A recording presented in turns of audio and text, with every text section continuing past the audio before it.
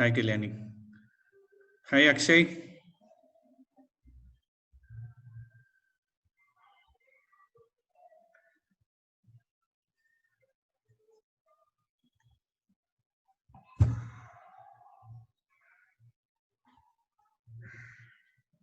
So we'll wait for some time, and I'm expecting a lot more people joining this. So let's wait for some time and then start as we reach around 50 to 60 people.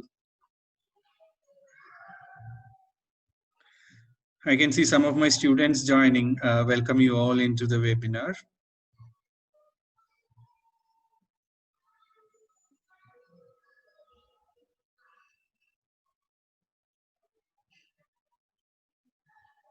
As people join, can you just type in your chat, those who are having consulting experience or those who are teachers, can you please say hi in the chat room so that I understand how many of you are students and how many of you are experienced.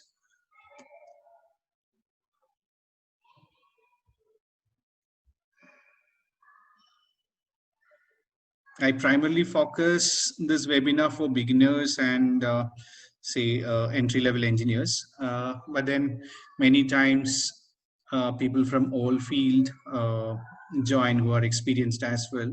So if the number of people who are from consulting are more, I can talk something more about high-end things. Otherwise, what people, more of students can understand. I think most of you are students, so I'll be focusing more on basic things, and then as and when you have some questions, I will answer that. Yeah, Tejaswini, you are working for an architectural firm. Okay, good to know that. Atul is not able to listen me, is it? Others, can you hear me, or am I not audible?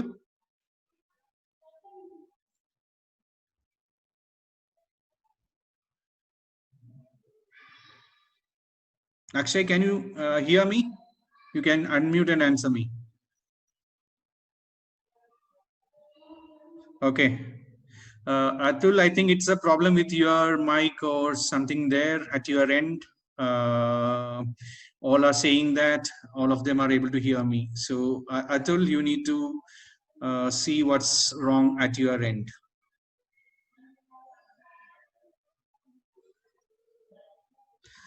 Akshay, I know that you are an assistant professor. We are in touch.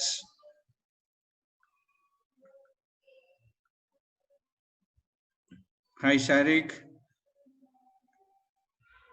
Rahul, assistant professor.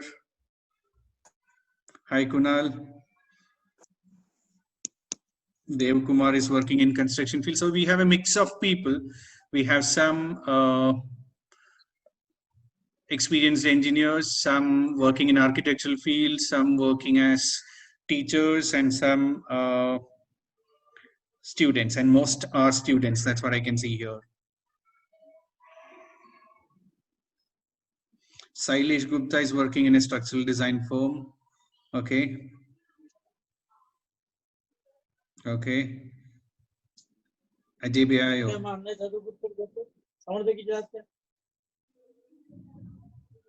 Okay, so let's wait for 5 more minutes. Let's have, now we are around 60 people, so let's have some more people in the room and then we will start the webinar.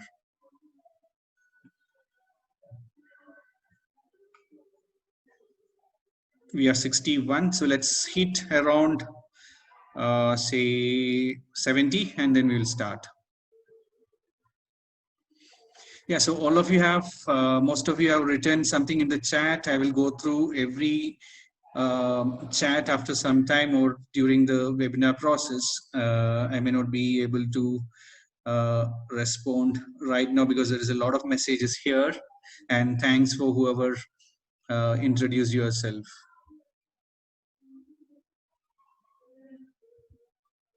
Hi, Rajesh.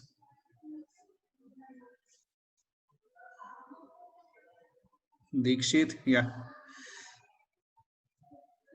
Let's give another 2 minutes and then we will start our webinar.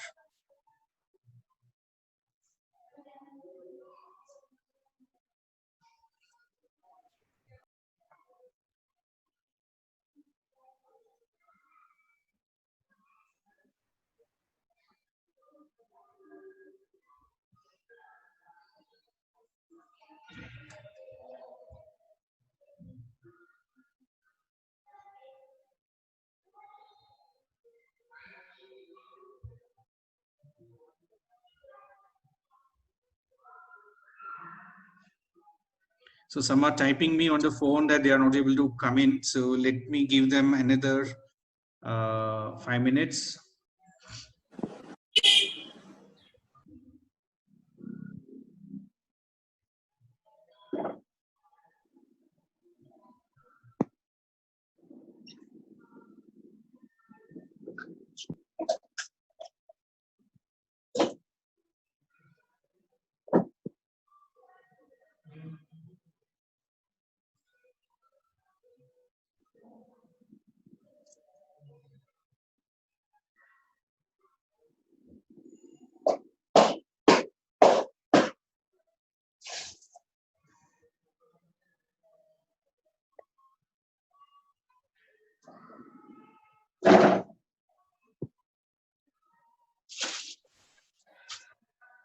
Huh?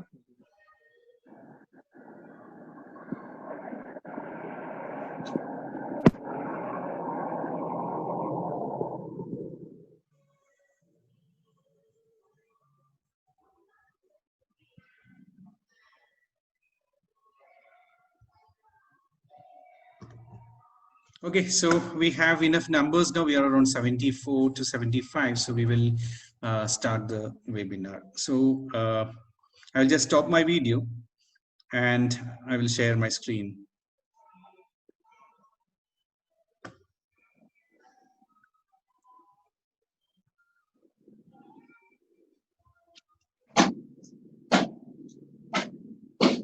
Okay, so can you please mute whoever is not on mute? Kindly mute your microphone so that there is no disturbance. Mr. Raj. Please mute your mic. In case if you have any questions later, you can raise your hand or you can unmute and then ask me the questions. Okay. Who is on iPhone? I think you need to mute.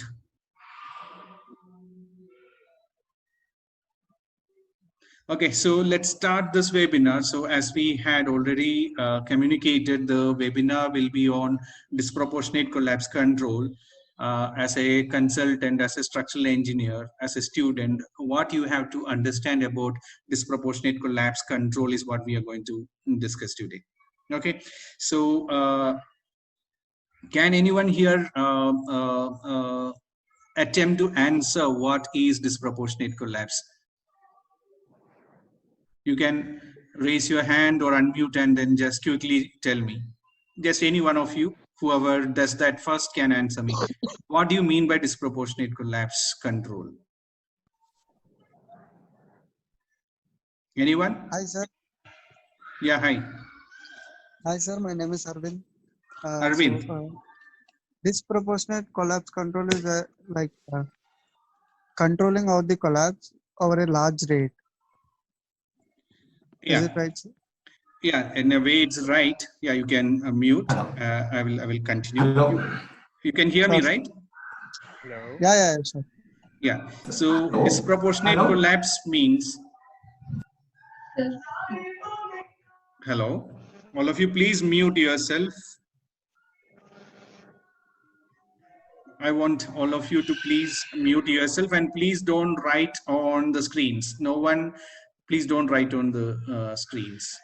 Okay, so disproportionate collapse, what do you mean by that? Collapse to an extent. It's an alternate mechanism to Can you please listen? Can you please mute now?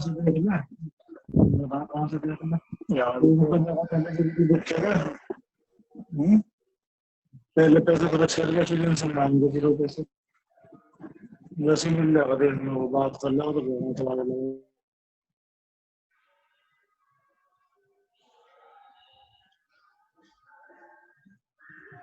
Hello.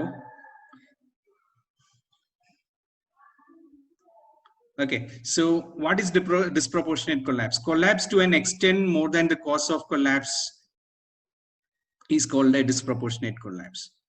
Now, what do you mean by that? Say, for example, if a small partition wall in a building collapse, and in that process the entire building comes down or a major portion of the building comes down, then that's not proportionate to a minor failure. Say a very minor failure occurred in your building. It could be a very, very small partition wall, say 100mm thick partition wall collapsing. But that resulted in a very large amount of structural collapse. Say the entire building came down, or one floor came down, or a big room came down. So that's not expected. So that's disproportionate. The reason for the collapse is a minor thing, but the extent of the real collapse became very large. So this is what is known as disproportionate collapse. Yeah, the result of that minor problem is a big thing. It created a larger problem than the real cause. So that's what a disproportionate collapse means. Now, many people think that disproportionate collapse means it is a progressive collapse, say like the top floor collapsed on the lower floor again collapsed on the next floor. That's a progressive collapse. Yeah. Now, all progressive collapses are disproportionatory in nature. Yeah.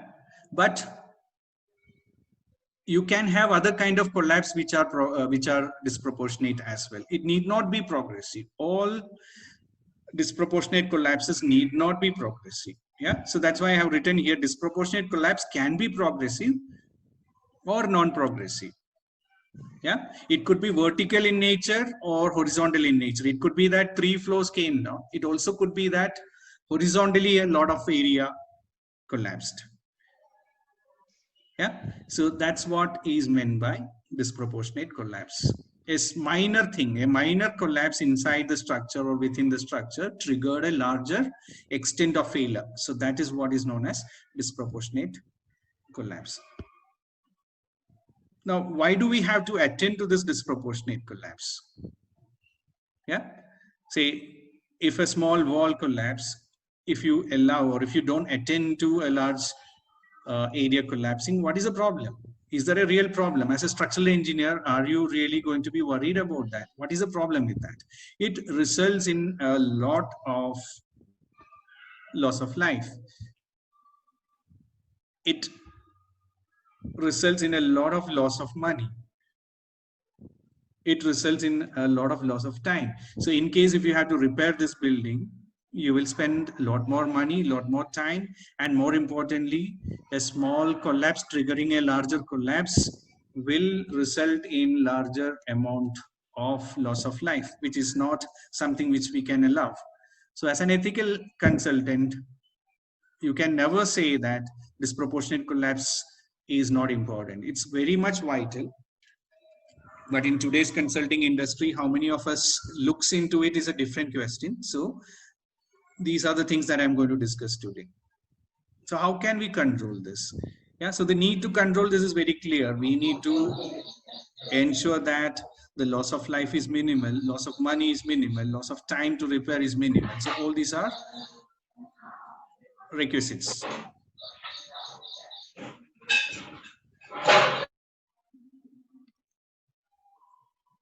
So what is the history of disproportionate collapse? Now, how did consultants or engineers start to think about disproportionate collapse? Yeah, so there was a collapse of a building called Ronan Point. Yeah, so this is a very old incident or an accident which occurred in 1968 in UK. So it's nothing new to engineers. Disproportionate collapse control has been incorporated in UK, in British courts, as early as 1968, and we are in 2020. India has not looked into it as much as it is required. Yeah, we have looked into it, but not as much as we should. Now, what happened in Ronan Point? You can always Google and understand what happened in Ronan Point, but I will give you a quick brief. A lady was cooking in the 18th floor of that building. It was an apartment building, and a cooking gas blast pulled down a wall. Yeah, it was a small wall, a partition wall came down, and that triggered a progressive collapse. So this particular Ronan Point collapse was progressive as well. It was not just disproportionate, it was progressive as well. Yeah, so you can see in the picture how it got collapsed. So it's a kitchen corner. So in the last floor, someone was cooking and this entire area came down one after the other. So it created a lot of loss of money, time, life, and so on. Yeah. So this is something which we need to avoid. It could be even horizontal, but this time it was vertically coming down. So as a consultant, what is that you can do? Now there could be hundreds of reasons for a progressive collapse or a disproportionate collapse. It could be it need not be a cooking gas blast every time. It could be any other accident. It could be a mistake in construction which is triggering this. It could be a construction a sequence problem or a formwork related problem. Anything can create a disproportionate collapse. So as a consultant or as a structural engineer, how important it is to attend? Can you attend this? Should we attend this? How do we attend this? This is what we are going to focus today. Yep. Now, many say that, okay, this particular disproportionate collapse is not relevant in India. Yeah, I have written it Bangalore because I am doing this from Bangalore, but let us talk of the entire country. Yeah, so many think that, okay, we don't have such requirement of controlling disproportionate collapse. Yeah? Now, if you look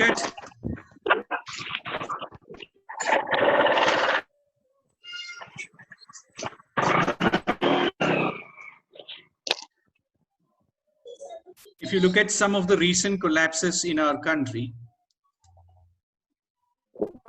you will be able to understand the need. Yeah. So every time you see a collapse in our country and you read about it in paper, just think, was there anything disproportionate in that? You try to find out, then you will get the answer yourself.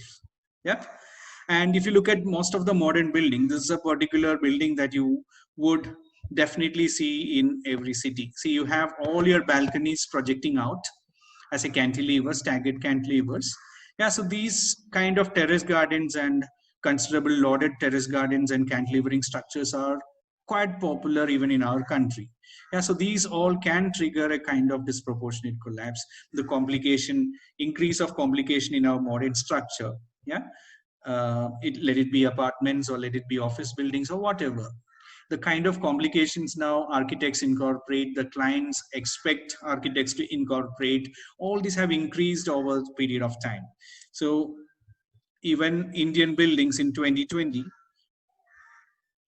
are complicated enough to trigger disproportionate collapses, progressive collapses, and all that. So it's quite vital that as structural engineers, we add value to the project and start thinking about this. Yeah, you cannot wait a client or architect to recommend that we need to look into it. As a structural engineer, it's our role, our duty to highlight this and add value to a project. Until and unless we speak out, no one is going to understand that this is something which is to be looked into. And until and unless we know about this, we cannot point this out. So that's the importance of understanding these kind of concepts. And that's why I'm running this webinar today. Yeah. So youngsters, and when you grow and starts consulting, the kind of complications you will have in your project is even more. So rather than waiting for a collapse to occur and then incorporate these kind of concepts in your building, why can't we start doing it right now? Yeah. So here, even before starting the scheme of a building, when I say scheme of a building, even before we start planning the building, even before an architect even put a pen or pencil on paper, yeah, there is something which is required. What is that? Risk analysis and its mitigation. This strategy needs to be thought about for every large project. Yeah, what are the risks involved in this particular project? Yeah, so with that, we have to start any project. So this is not something which is in control of a structural engineer alone, but you can push it through anyways. Yeah, so we will come to that, how we can do that. Yeah, so risk analysis. What do you mean by risk analysis? What is the risk in this particular building? Is this building susceptible to a terrorist attack? Is this building susceptible to a blast? Is it susceptible to a fire?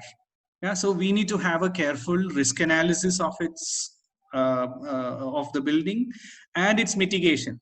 Say, for example, if you have identified that fire is a risk for this building. So if you have a mitigation process, say something like a sprinkler system in that building, then that is mitigated. Structurally, there is nothing to do. Yeah, but then say there is a blast expected due to certain conditions in the building. Yeah, so we have to mitigate any kind of accidents and progressive collapse or disproportionate collapse.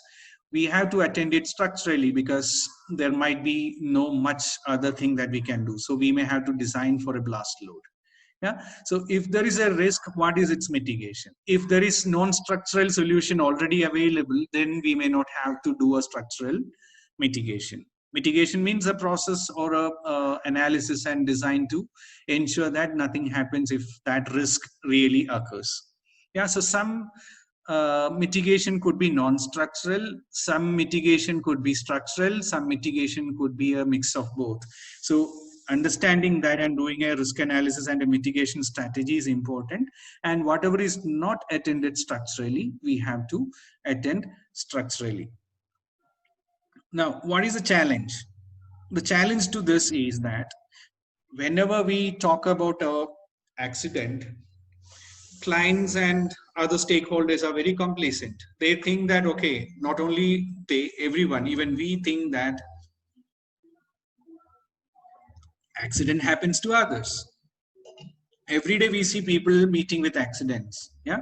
But how many of you have already covered yourself, your medical insurance? How many of you have medical insurance? Yeah. Many don't have, most don't have, because we think that insurance is not needed, accident happens to others. So this is a human psychology. Everyone will think that I am safe. Yeah, that's a human psych. Everyone will think that, okay, I have seen an accident even yesterday. Today I'm driving or I'm riding a bike, I'm not wearing a helmet. I think that, okay, I will not meet with an accident. So that confidence, and that's the psyche of human beings. People very rarely accept hazard happening to yourself. Yeah, but that's not the case in reality. Everyone is equally subjected to accidents. Yeah, so this confidence, this overconfidence, this human psyche is a challenge. It's a challenge for everyone to accept that you need to mitigate collapses. People will say, oh, it's a one-floor building, there can be no collapse in this building. Why should I spend money by doing all this? Yeah, that's the human psyche. But believe me, without spending additional money, it might be sometimes possible to meet this if you tweak your details. So we are going to come to that.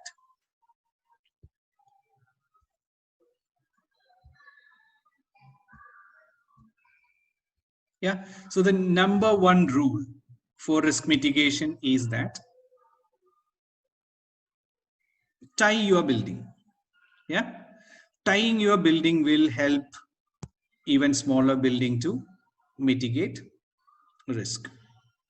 Okay, even before that, let me once show you some of the CODEL provisions in India so that you understand that even India, a structural engineer is supposed to mitigate risk.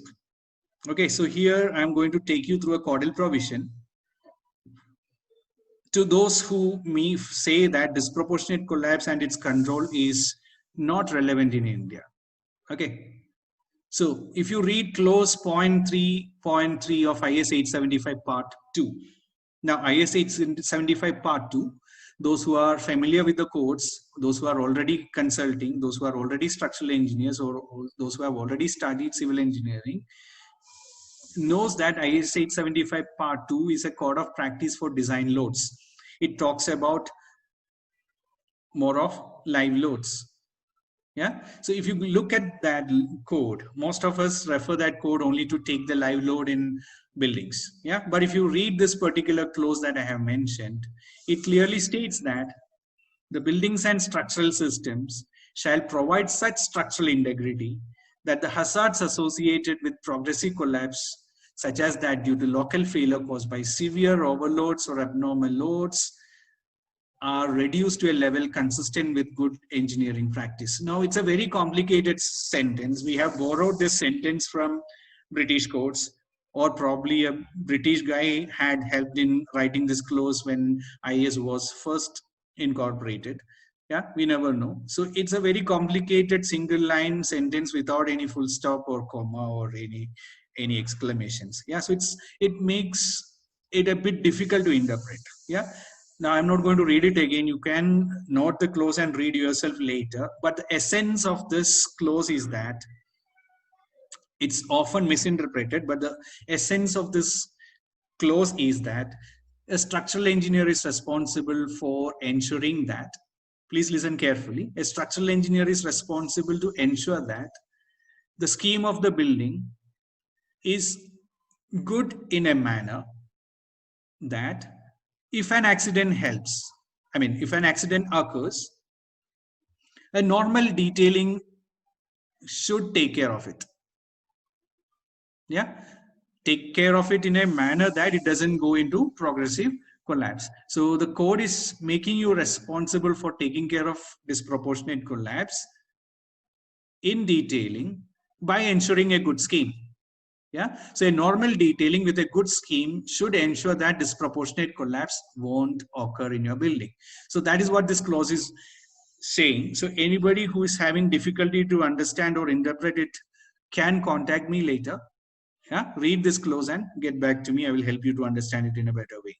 Now, you can also read IS 800-2007, which is a revised code for steel design. In that, clause 311 and 51 gives you guidelines for progressive collapse control.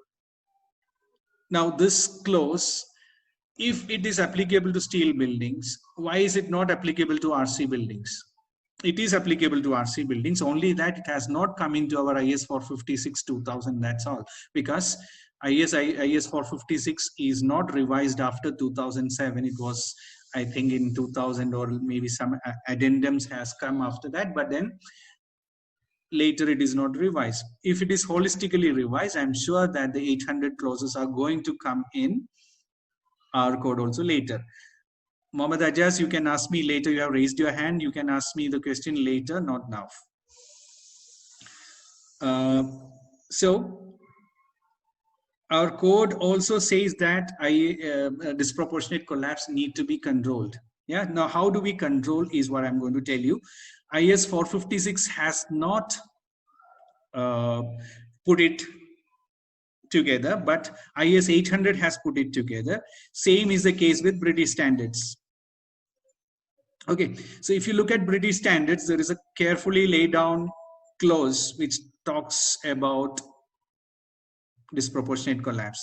Yeah, so now BS or Euro, you can look at Euro codes also, or even American codes also. So I'm talking about BS codes here. So BS 8110, part 1 and 2, gives you elaborate explanation on categorization of buildings and the risk involved. Yeah, so I'm not going to get into it in detail. So those who want to understand this in a better detail can refer to these two codes, and also to something called Approved Document A3 and National House Building Council Technical Guidelines. So these things you can refer later.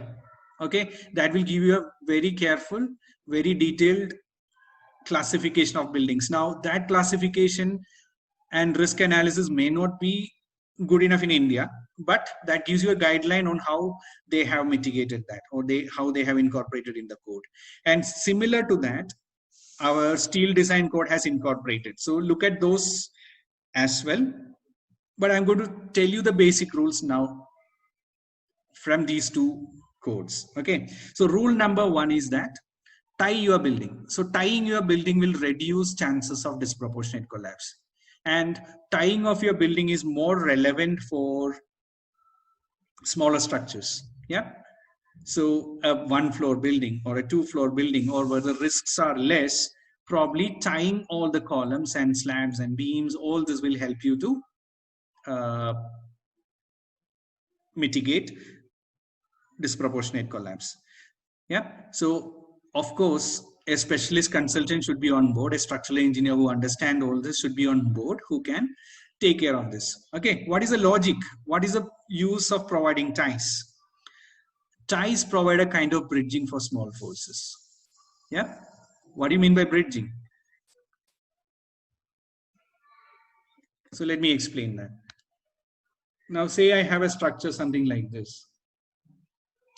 Yep, and I have, say,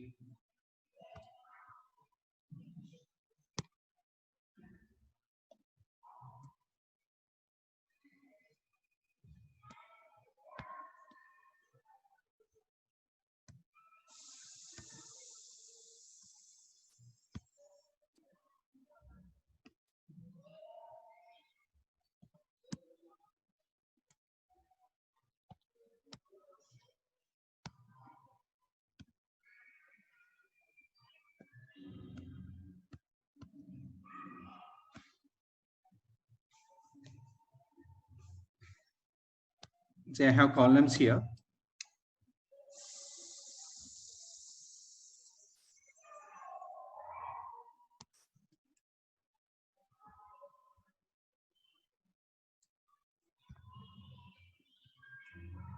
Give me a minute.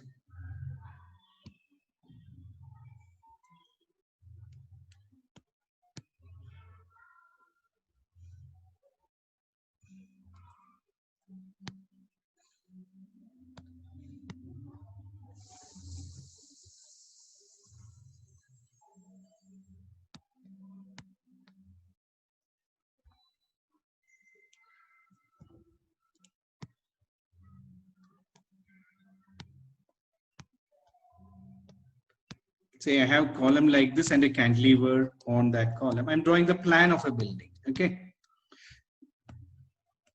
And say I have a structural system like this, okay? Now say that I have not tied these columns. The smaller buildings, the code is asking you to tie all your columns by a beam like this. Yep. Now tying will help you in different ways. Yeah, so it will give you a bridging ability. Yeah, so you might have designed this slab as a two-way slab. Okay, you have designed this slab as a two-way slab. Now say that this beam fails. Due to some accident, this beam fails. Now the provision of a tie helps you to convert the slab, and that slab might act as a one-way slab. Yeah, so the chances of that slab collapse is less. This beam might collapse, but then the slab will not come down. So tying of a building also makes these columns more stable against sway and introduce a kind of robustness in your building. So that's what a tying does. So rule number one is that you should have adequate ties. All the columns needs to be tied. So this tying will ensure that the columns stay in place when there is a larger extent of sway and there is an alternate load path also available. So tying your building is very much important. Now sometimes architect might tell you, or a client might tell you, that he don't want a beam to be visible there. Okay, so no one is asking you to give a deep beam there. It could be a concealed beam even, provided you tie it properly across the columns. Yeah, so the intention is to ensure a robustness and a tie, not exactly deflection control. Even if that beam deflects hugely, we don't have a problem, because we are talking about a situation when you have an accident. So during an accident, our intention is not to take care of serviceability, but to take care of collapse. Yeah, so tying your building will help in that way. Now, rule number 2, bridge your building. Yeah, so it's almost what I explained in the first point. Bridging your building means creating alternate load path for your structure. Yeah, so it also includes removal of key elements and testing for larger collapses. Now, what do you mean by that? Again, let me sketch for you and then try to explain it in a better way. I hope all of you can hear and see my screen.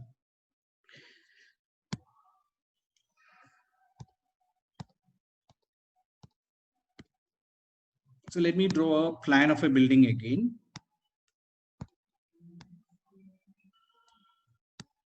Okay, so now let us assume that we have just 4 columns in this particular building. Now say this is 6 meters and say this is 5 meters. Okay, now assume that you designed it as a two-way slab. Okay, now this particular building is extremely critical with respect to an accident. Yeah, the reason is, if this one column is knocked off due to an accident. Yeah, somebody has raised the hand. Is there any concern, like you are not able to hear or you are not able to see? Sir, can you please tell us what two-way slab and one-way slab is? Oh, okay. I cannot get into such kind of detail Sir, here. don't do the detail, but just a brief, sir. I mean, then we'll have time only for that. Okay, one-way slab means its load is getting transferred in this direction alone, and two-way slab means you get your load transfer in all the directions, in both the directions. Yeah, so that's a basic thing that you learn in your PE when your long span by short span ratio is more than 2. Yeah. And I mean, there are hundreds of things I will have to tell. Thank you, sir. When I talk about that. Yeah, because in reality, there is nothing called one-way slab. So I cannot prove all that right now in this webinar. So at the moment, you just understand that a two-way slab means it is designed to transfer load on either direction. And a one-way slab means it is designed to transfer the load into one direction, in the shorter direction. And generally in a manual method, when you are long span by short span, when it is more than 2, you call it what? One way, and you design it in this direction. Okay, I cannot get into that level of detail in this webinar. You can contact me later if you want to understand more about that. Okay, so when your slab is two-way, designed as a two-way, 5 by 6, 6 divided by 5 is less than 2, so it's a two-way slab. So when you have designed this as a two-way slab, yep. Now, see, in a case when this column is knocked off, what happens? This beam has to behave as a 5-meter cantilever. Yeah, or this 6-meter beam has to act as a cantilever to ensure that there is no collapse. Yeah, because that column was knocked off maybe by an accident. Yeah, so the ability of this beam to act as a 6-meter cantilever or a 5-meter cantilever is going to be rare. Yeah, so this entire building or half of the building might collapse. Yeah, same way, the vulnerability of this building is huge because not only one column, the probability is any one column failing. It could be this, it could be this, it could be this, it could be this. If any one column fails, the result is same. You lose more than half of your building. Yeah. The same way, if this one beam is gone, your slab has to span as a one-way 6-meter. Otherwise, that slab is also going to come down. Yeah. And it's a rare chance that a slab with 250 steel or something like that can span 6 meter. Yeah, there would be a problem. Same way, if you lose the other beam, this beam, even then you have the same collapse. More than half of the building will come down. Yeah. Now our intention is that in case of a failure, it is reduced to a level where more than 15% of the building won't collapse. That's our idea. So that loss of life, property, money, all that is less. Now, how can you achieve that? Now, architect and client would like this building because 4 columns in the corner. Yeah. So as a structural engineer, you should propose one additional column here and a beam here, yeah, that saves you a lot. That helps you to make this building resistant to disproportionate collapse. Yeah, so that's why we say scheming is very much important to achieve disproportionate collapse control. Yeah, now what happens? Now if this column goes off, I cannot let you ask questions right now. You can ask me later. I'll give you time for that. Yeah, I don't want this to be interrupted because I want to convey what I have to convey. Then you can ask me questions. I'll give you 5 minutes after each topic that I say. Okay, now you have a 3-meter cantilever. Now this 3-meter cantilever, it can probably span cantilever 3 meter and ensure that it doesn't collapse. Yeah. Now why do I say that? See, let us draw the bending or the steel detail of that particular beam.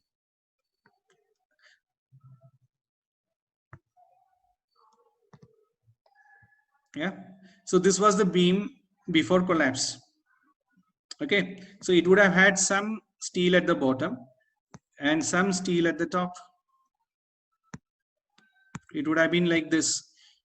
And I'm assuming that this building is already designed for seismic resistance. Yeah. This is the case. Yeah. So this is 3 meter. This is 3 meter. Now think that this column failed. Yeah. Now, when a column fails, I'm not expecting factor of safety to kick in. I mean, I don't want factor of safety for this building now because already it is in collapse. Yeah, I am okay if this building stands with normal load. I'm not going to check this for factored load. Already this is designed for a factored load. It is already designed for a seismic resistance also, but only difference was that there was a column here. For this condition, it is designed for everything. So it has really good steel in that. Now, when the column goes off, I'm not bothered about the factor of safety. I just want this building to survive. Yeah. So before you freeze your design, you ensure that in this condition, without this column, 1.0 DL plus 1.0 live load is taken care by this detail. Yeah. So at the worst case, you may have to add or extend this bar. That's all.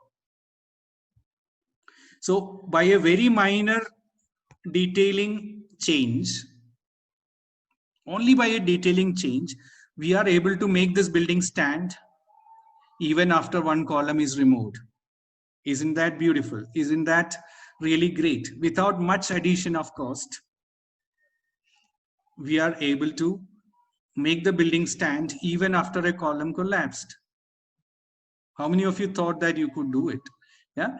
See, seismic resistance, factor of safety, all these are required to prevent an accident. Yeah. But this case, I'm saying that the accident is occurring. Then now our requirement is not anything more than keeping the building intact. Later we can repair. Yeah.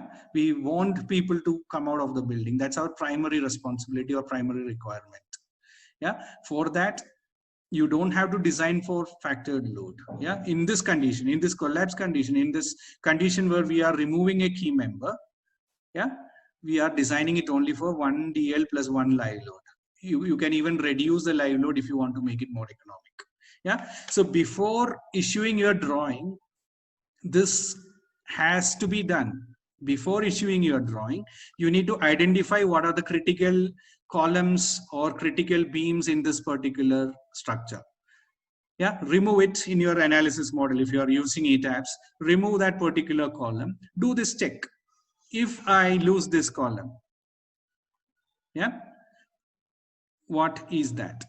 If I lose this column, this beam is going to be a cantilever, or this beam is going to be a cantilever. Now this is 5 meters, so I prefer 3 meter to be a cantilever. Yeah, so check by removing this column. For this load combination alone, you don't have to consider factor of safety, or you don't have to consider seismic load in that case of removal of that key member. Check that out. So 99% you can achieve it by just extending this rebar. If you have already done seismic design for this condition. So without any additional cost, you are able to meet disproportionate collapse control. Same way, identify which all columns are critical. So now I will tell one more example. Now say the middle column, this column is removed, yeah, by accident. Now your detailing would have been something like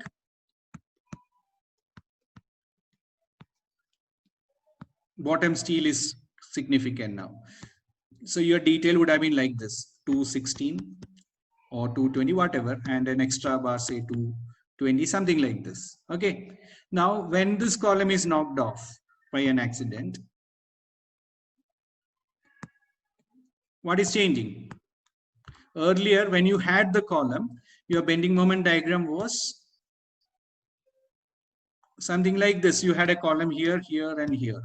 Now your bending moment diagram is changing to this. Yeah. So your most critical point is this now at the bottom. Yeah. So you may probably have to extend this rebar. Yeah. So this curtailment which you had done earlier is not going to work. So before construction itself, while checking, you should have removed this member and checked for 1.0 DL plus live load for a condition where this column doesn't exist, where that beam behaves like this. So if you have done that, you would have had the audacity to extend this rebar and achieve this as well. So by a minor tweak of your detail, you are able to meet disproportionate collapse. So this is the funda. I'm not going to explain everything like this. This is the funda for your controlling of disproportionate collapse. Isn't it beautiful? Because if you know this, you can propagate this. Yeah, and scheme plays a big role. So if architect says I can have only 4 columns, this may not work. Sometimes it may work, but sometimes it may not work. You will need shorter spans. So that's the key. So if you have a robust scheme, you can achieve everything in this world structurally. Yeah, the scheme has to be perfect. You should not give a chance for non-robust and crumbling of your building by large spans. Yeah, you can have large spans, but these things you need to do. Now, this will also give you an idea on why you are providing sometimes minimum steel in a slab, in a beam. Okay, so now let me come to a case where a beam is failing. Okay, now say this beam fails. Okay, now in reality, when this beam exists, this is a two-way slab. This is a two-way slab, right? 3 meter by 5 meter is a two-way slab. Now, if this beam collapses due to some reason, our intention is that the slab should not fall down. Now, how can you ensure that? It's already ensured. Why? Because even without this beam, this slab perhaps can span like this, because your code is telling that you should have 8 at 300 or 3D steel anyways. Yeah, and anyway it says two-way slab, so you will have 8 at 200 in this direction. Yeah, so for an unfactored load condition, definitely this 8 at 250 or 300 should be sufficient to act as a one-way slab. If not, you have to check that. If not, you have to slightly increase the steel. So if you are first time when it was a two-way slab with this beam existing, if you had needed 8 at 250, upon removal of this beam, you understand that 8 at 250 is not working. You may have to tweak that detail to 8 at 200 for this condition, 1 DL plus 1 live load. But it's a minor increase in steel. Still, you are able to meet that. Yeah. So this way, finding an alternate path, removing a key member, and finding an alternate load path is a key. I'm not saying that inside you should go and find it during collapse. What I'm saying is during your analysis time, during your drawing preparation time, you need to attend to this. Yeah, you need to remove a key member and see how it's behaving, and find an alternate load path and redistribute it. And this one reason is what is making a Mesri building stand. The ability of our structure to redistribute. Yeah, we have minimum steel everywhere. 8 at 250 or 8 at 300 is there even in a one-way slab in the longer direction. Yeah, so now you may wonder when you learned in your college why minimum steel was required. It was a temperature reinforcement, but that has multiple roles. You should make use of it. Yeah, how do you make use of it? This is one way of making use of it. You are able to bring in bridgeability in your structure because of your minimum steel that was present in your one-way slab. What I mean is, if this is a one-way slab, I'm explaining again for the benefit of people who are very new to, somebody asked me what is a one-way slab. Now see, this building, if the structure is like this, it is a one-way slab. Say this is 3 meter or 2 meter. Yeah, so this is a one-way slab. So all your steel is provided in this direction like this. It might be 8 at 250 or 200. And minimum steel is provided in the other direction. Yeah, that minimum steel is 8 at 3D or 300, right? Or 450, whatever. You will refer the code and find that out. Yep. So that is anyway given there. Now, what if this beam collapses? Yeah. Now it cannot act as a one-way. Yeah, but still you have provided a minimum steel in the longer direction. Yeah, so that 8 at 300 or 8 at 450 or whatever, if it can span 6 meter for the unfactored load combination, then you are safe. There is no collapse going to occur. That slab may deflect more. We are not bothered because serviceability is not a requisite during an accident. We only want that building or that slab to stay there without collapse. So this way, while freezing your detail, you need to bridge. You need to find an alternate load path. You need to identify the key member. If this beam fails, what happens? If this beam fails, what happens? If this column fails, what happens? You need to investigate that and then satisfy yourself that there is an alternate load path available. If you can make that, then that building is not going to fall during an accident. And luckily, if you have done a seismic design and detail in India, 99% it will be a tweak in your detail. You will never increase your steel. You will just stretch your top extra bar or bottom extra bar, as I mentioned already, to achieve slight difference in the behavior when one member is knocked out. So you have to do this. You are made responsible for that. But generally people take it as an accident and structural engineers won't be booked for this disproportionate collapse failure because people think that that was an accident. But our own code in an indirect way is telling you that it is you who is responsible for that. So ensuring detailing, ensuring it is your responsibility if you are a structural engineer. Fine? Clear? Now, many people were raising hands. So those who have doubts can ask me right now.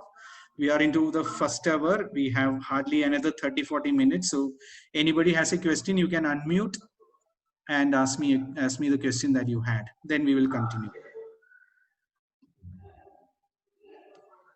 I could see 3 people raising hands earlier. So I don't remember the name, I forgot. So whoever want to ask me that question can ask me now. Unmute, ask that question.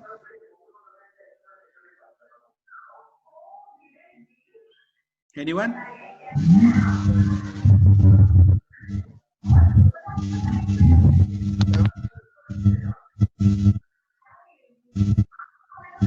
Vivek Patra, you were asking some question, I guess. You can ask me.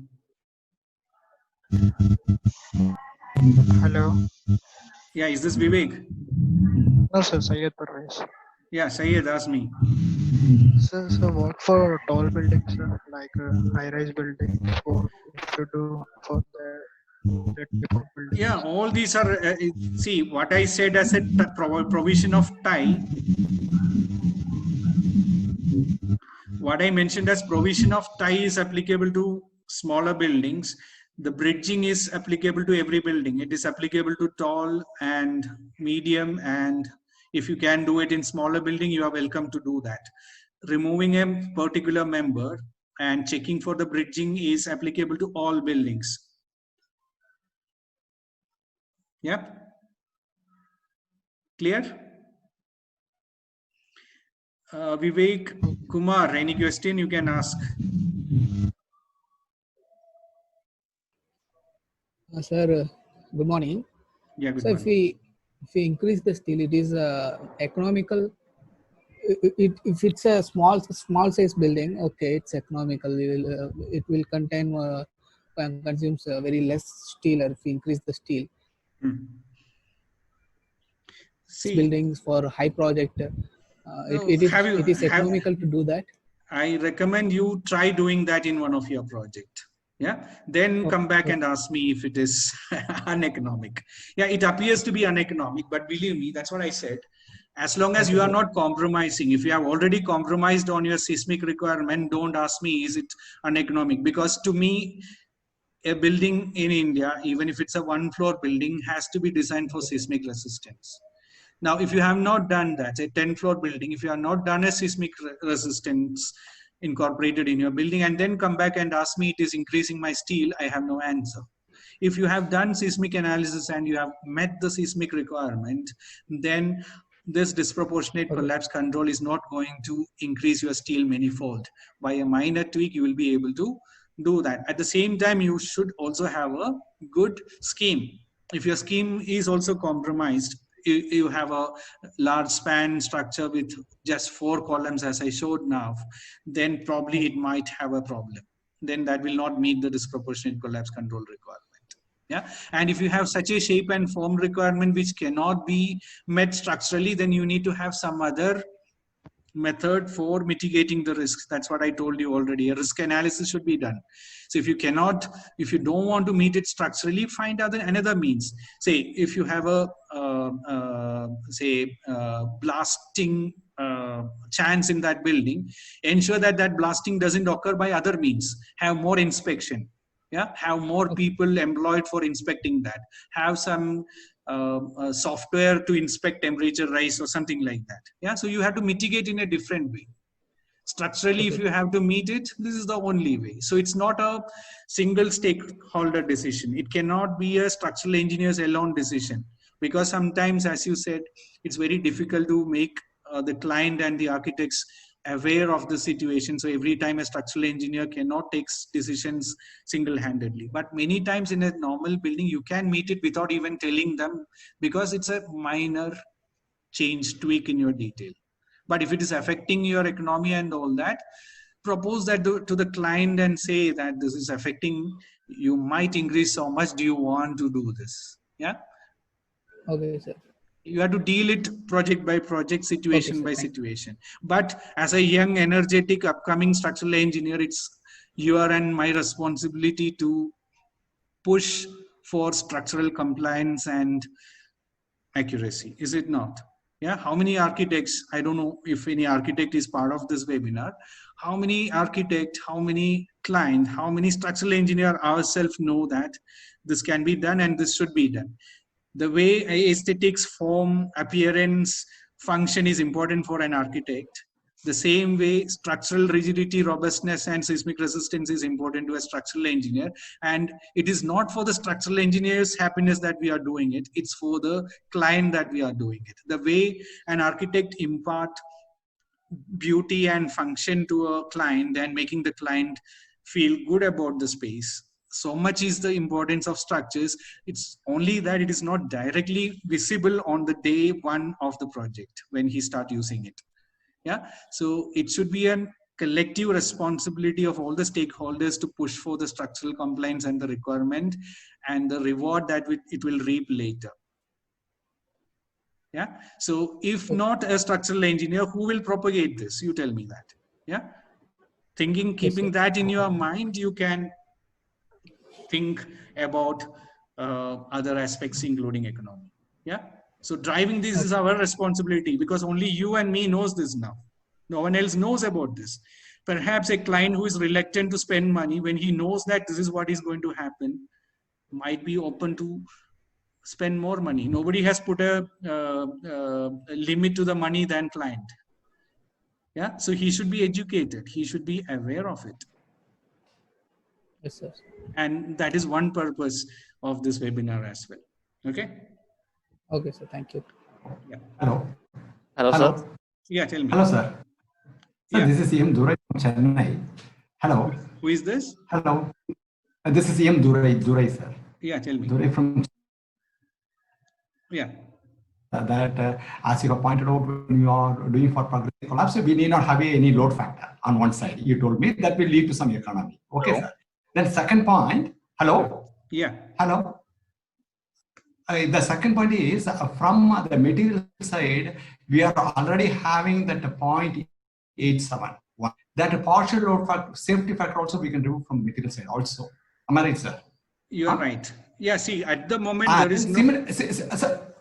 Similarly, that is when we are doing for this progressive collapse, as you have pointed out, we can remove the load factor for 1.87.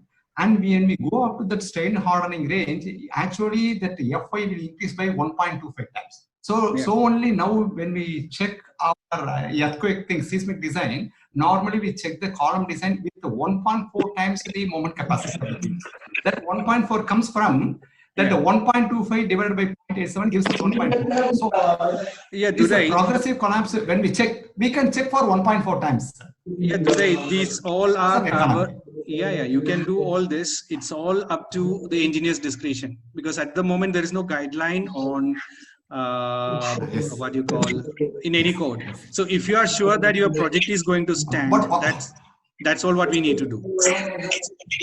Yes. Yeah, but at the same time, you also need to think about the quality of construction at site and similar thing, and don't go that much critical, because we never know what kind of mistakes already site has made.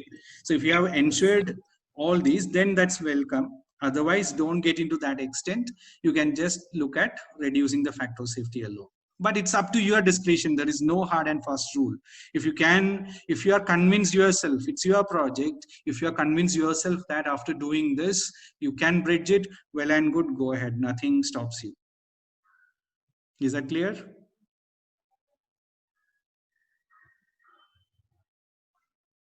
Anybody else? Hello, sir. Good Hello, morning. sir. Yeah, who is this? One at a time, please. Let she ask. Yeah. Who was that Okay. lady? Yes, sir. Kalyani here. Yeah, hi Kalyani, tell me. Sir, how to decide which column to remove? Which column or beam to remove? Everything. If you are confused, look at everything as a key member and remove it. But with certain amount of experience, you will be able to judge. If I prove for one column, the other might be okay. So that confidence and that understanding comes by doing a big number of projects. Have you already done projects? Are you experienced? No. Hello? Yeah, are you already experienced, or you are still in your early stages of your career? I'm in early stage of career. Yeah, so as and when you start doing more projects, and at least when you start doing this principle in one project, you will start understanding it better. Yeah, so if you are not sure, you do it for all the columns. Doesn't matter. Yeah, one floor, if it's a typical floor building, you do as many number of columns as possible, then you will start to pick the rules. Yeah. See, for example, if it works for a 7-meter span, then it will probably work for 6 meter. So that way. So you need to start doing it. As and when you start doing it, it will come to you. There is no rocket science in it. It's only about bridging your thing. It's just about understanding the change in behavior. A cantilever becoming a supported beam becoming a cantilever, a short span beam becoming a long span beam. That's all what's happening by removing a column. So once you appreciate it and do for 1 or 2 beams and 1 or 2 columns and 1 and 2 slabs, it will come automatic to you. So don't worry. Start doing it. Start adopting this principle from tomorrow. It will come to you naturally. Sir? Yeah. Hello. Hello, sir. Yeah. Hello. Yeah, who is Hello, this? sir. Hello, sir. Yes, This sir. is Shipali. Hello. One of you. Yes, Yeah, sir. tell me. Durai, one yes. That's the one excellent thing what you have indicated is, though I am in the profession for the past 20 to 25 years, the excellent thing which I have learned from this, at this stage itself is, you have pointed out we need not go for the curtailment of bottom bars. Am I right, sir? That's a very excellent option. By curtailing that bar, we are not going to have that much of economy. But at the same time, if continuing that curtail bar throughout, then it adds the stability to the structure. And one more important thing is, we have to insist that all the bars shall not be laid up at the same place, not more than 1/3 of the bars. That I don't know whether it has been codified. The code is not saying that. If we can have a practice of not lapping all the bar, 1/3 of the bar should be lapped at the same place. It's there in the ductile detailing code 13920. If you refer, it's there. Yes, it is there. It is there. Yes, yes, sir. Yes, sir. So that is an excellent. By continuing the bars, we are not going to save that much of all these things. So that is a very excellent point which you have. That I will start practicing the same thing here after. Yeah. Thank you, sir. Thank you. Thanks, and good to know that it's beneficial. Hello, sir. Yes, hello, Shipali. sir. This is Shipali. My question is regarding rule number 1 for the tie of building for small building. Tie the building for small building. In that, we are supposed to tie all the buildings, all the columns with the slab and beams. In cases, as per the architecture spec, it is not possible to provide any beam. We are providing the conceal beam, right? So, how to provide that conceal beam means how to design that. How will we decide the detailing and all? Means it is will be designing as how we design the beam, or is there anything different? Means it is on the slab itself. Yeah, I got your question. See, when you do that, I don't want you to consider that as a beam in your normal design. Yeah, it's just acting as a tie, tying the column. The real load path, you have to have another. You cannot consider that as a beam in a normal case. In a normal situation, never consider a concealed beam as a normal beam and transfer the full load onto that. And I didn't mean doing that. Yeah, what I mean is in the situation, in the real situation, it will act as a tie alone. But in the case of a collapse, it automatically brings in an ability to act as a beam which might deflect more. Let it do that. That's what I meant. So in a normal situation, don't consider that as a beam and don't transfer the load onto that beam. Yeah. And Shipali, this will be more clear to you because you have taken our courses. So in that, I have mentioned about shells. Yeah, in the course, when you are in module 4 or 5, I guess, there is a mention about the difference between membrane and shell in a more elaborate way. So when you reach there, you will understand it better. Yeah. So when you have a beam which is concealed, its deflections will be higher. It will never act as a beam as you expect. There will be a difference in its deflection and the load transfer. So in your normal situation design, I don't want you to consider that concealed beam as a beam. It's only tying the column to add robustness. But when there is a collapse of the other direction beam, this concealed beam, which we have not considered as a beam in your normal analysis, will act as a beam. That's what I mean. Taking some load, even though its deflection is more, we can afford larger deflection because meeting serviceability is not our criteria during an accident. During an accident, let the beam deflect even 100 millimeter, we are not bothered because our intention is to save life. Yeah, later we can repair that. Okay. Yes, sir. And if you have still doubt, you can contact me personally. We will discuss that later. Yes, sir. Okay. Hello, sir. Okay. Yeah. My name is Nader. Yeah. I have a question regarding the answer you gave to Kalyani earlier. Yeah. So is it actually safe, or is it actually fair to say that the structural engineer is responsible for scheming the building such that the disproportionate collapse is avoided? I mean, you did say that in rule number 2 that we have to find critical columns and design accordingly or create alternate load paths. But for example, let's take the Ronan point collapse you said earlier, the example you said earlier. It was actually a cooking blast that led to the collapse. It's led to being progressive. So in that case, I did actually read about the Ronan point collapse, and it was actually a masonry wall which blasted off due to that gas blast. But there was another incident, I think it was in Oklahoma or something there. It's a Murrah federal building, something like that. It was a bomb blast which set off the progressive collapse, and what happened was the bomb blast itself was enough to actually destruct about 3 columns altogether. So does it come to this point that the structural engineer is only responsible, as said in the clause in IS 875 part 2? See, I mean, can we say that he yeah, is responsible yeah, if that collapse takes place? yeah. So I will tell you that.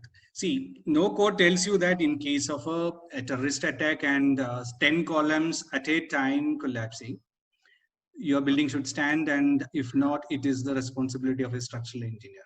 Yeah. So all the law point, all the code provisions, everything will be logical in nature. Yeah.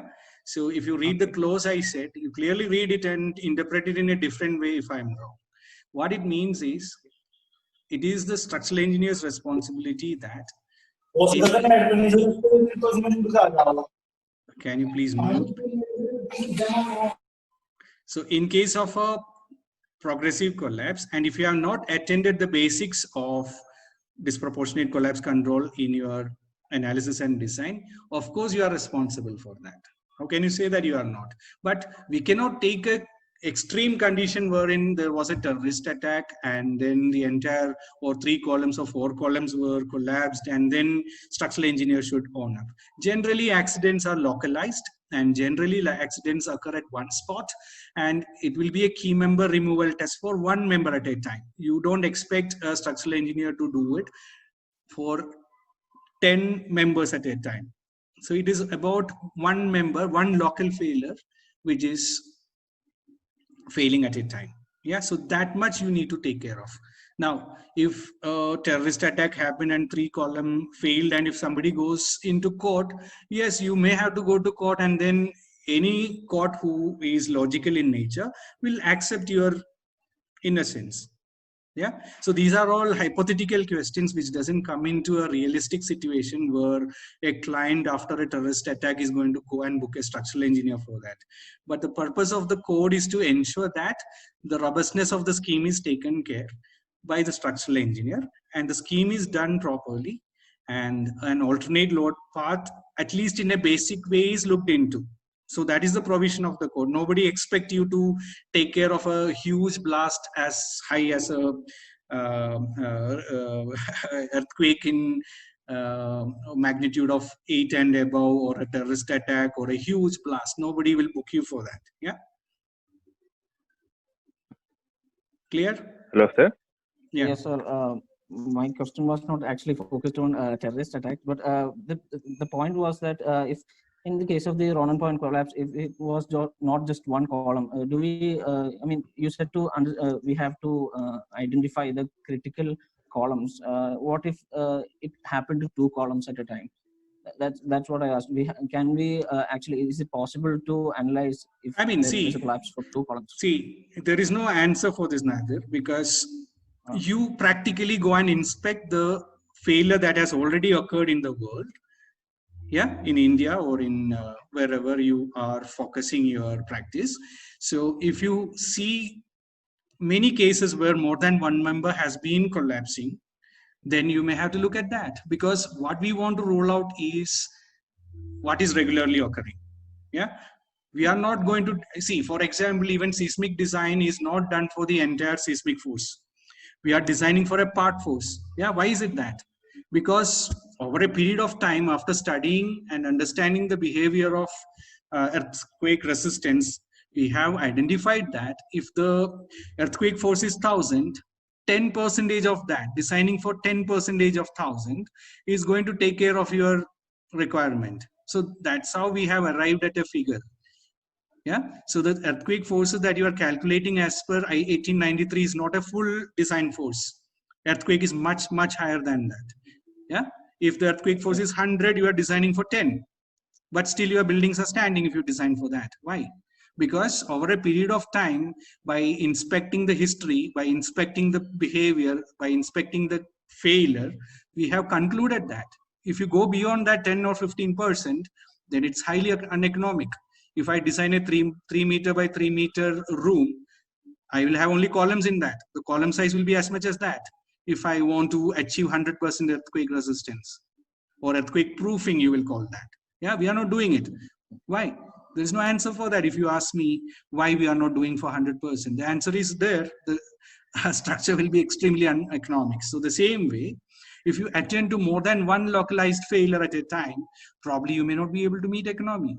And you see if that was happening in reality. If it's happening every day in reality, or say you take the collapses that happens in India, yeah, there would be at least 10 to 15 collapses, major collapses, if you look at very carefully. Yeah. So in that, if you are seeing that more than one member is collapsing and that's triggering progressive collapse, yes, you have to attend that. But is it that happening or not? You tell me. You investigate and tell me. Generally, these kind of collapses occur in localized one place, maybe two places. Yeah. So if it is occurring in two places, you are taking care of it. Okay. Okay, thank you, sir. So you have to be logical, you have to be understanding the sensitivity, you have to balance between economy and reality. You cannot design for unlimited number of collapses. That's not the intention. Fine? Yes, sir. Thank you. Anyone else? Hello, sir. Good morning. Yeah. Yeah, I'm waiting for a long time. Yeah, my name is Nandu. Nandu. Sir, that Durek sir said, and some of the code provisions also, because actually I'm a PhD scholar and I am doing my researches in this particular point itself. So I have some valuable points to add in this. There are some certain provision, code provisions are provided, like British standards and Eurocodes, ASC and DOD and GSA. DOD means the Defense of Directorate and all that. They all given some codal combinations. If anyone want to use all that code combinations, they can look into it and they can do it for their design purpose. Even they explained how to use and all that. And about of that, if you're doing a modeling of this structure, you know that we are going for an analysis part. In that analysis, we are going for an non-linear analysis for an high analysis. We need go for implicit or explicit analysis, or implicit or explicit method. If you're going for implicit method, it will take a further more time, and if you're going for an explicit time, it will rather take little bit time. But the main concern, what will happen when we are modeling and we are removing a column, it will take, we need to make sure that you are joining the joints of where the another top column and the beams are getting joining properly. If you are not doing that. Yeah, Nandu, we have not finished the webinar yet. All these topics are going to be covered if we have time. Okay. So see, the point is here we have a variety of experienced people. There are PhD scholars like you, and there are people who are very new and who are not familiar with one-way, two-way action as well. So what we are intending is to cover the basics of the... I understood, sir. But I thought that maybe it is going to end for a long time. So I thought of adding some of the points. It's really good that you mentioned. And in connectivity of joints is a very important point, as Nandu said, to make it a bit more generic and clear. See, for example, we can even have a case. And in the expense also, not at all that, sir. In the expense, there are some of the articles released by CRSI in US. They said that only 3% of the economy is going to higher if you are providing for the prolapse, progressive collapse. If you are going for a detail like that, only 3%. Actually, they conducted a far amount of studies in this, and they detailed. They released a good content of PDF in concrete reinforced steel structures. I remember, if my remembrance is correct, means by Stephen M. Baldrige. Anyone want means they can refer to that also. All right. Thank you, Nandu, for adding value to this discussion. So see, the importance of joint, there are many things, but I'm just telling you one way that you can look at it. See, assume that your roof level beam is very much robust. Due to some reason, this beam is really robust. You have adequate steel in that. Okay. Now think that this column failed. Yeah, this column failed only at that level. Now, if this beam is strong enough, this column, if the joint is detailed properly, this column can suspend this beam and slab. Yeah. So if you are not detailed it properly, probably this tie action or the as he rightly said, the joint detailing, if it's right, the tie action will kick in, and then this beam and slab probably can be even suspended by this column. Only thing is additional check you will have to do is this column has the tension capacity to take that load. And if you have done this seismic detailing for this, you would have adequate steel in that column. I'm sure about that. Yeah. So if it is designed for the normal seismic forces, it would definitely have the tension capacity to suspend this particular floor. So even if a lower levels column is knocked off, it can still stand there as a suspender. Yeah. So all these come into play. So joint detailing is very important. Good that you pointed out, Nandu. Vijay, any more question? Yeah, one doubt I have. Can I give some idea on what is progressive collapse? What is progressive Just collapse? now, everyone is talking about disproportionate progressive collapse. No, progressive collapse I understood by the way you explained the Roman failure and other things. But what is disproportionate non-progressive collapse that you mentioned in the initial slide? Yeah. Can I will you do it. give some idea? Yeah, sure. I will do that. Anyone else has a question?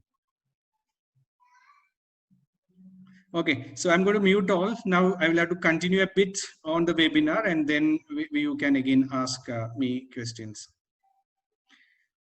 Okay, what you asked was about what is the difference. Okay, so let me tell you. First thing is, all progressive collapse is disproportionate.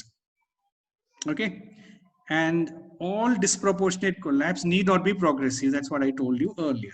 Now I will take an example. Again, this is the plan.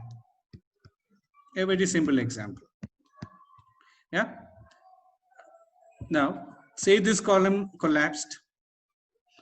Definitely more than 50%, at least more than 30% of the building will collapse. Yeah. Now I'm only talking about one floor.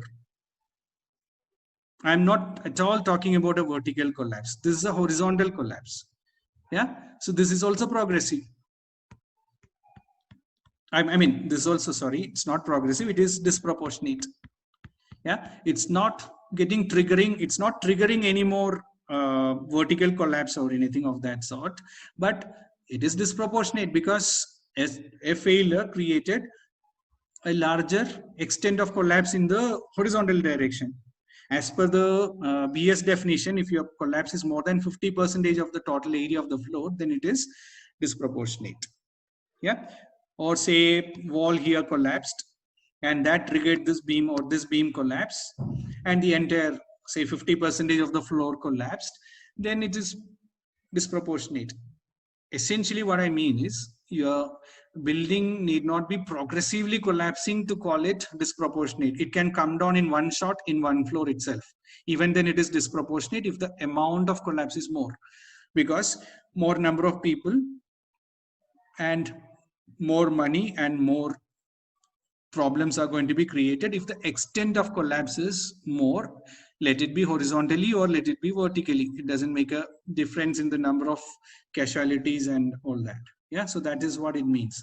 But progressive collapses, as it is vertically, lot many floors coming down, will be really critical. Yeah, but it doesn't mean that only progressive collapses are disproportionate. I hope it's clear. Fine. So let me just continue with a few more things. I will have to cut down because there has been a lot of questions, interesting questions, but still I want to just continue adding a few more things.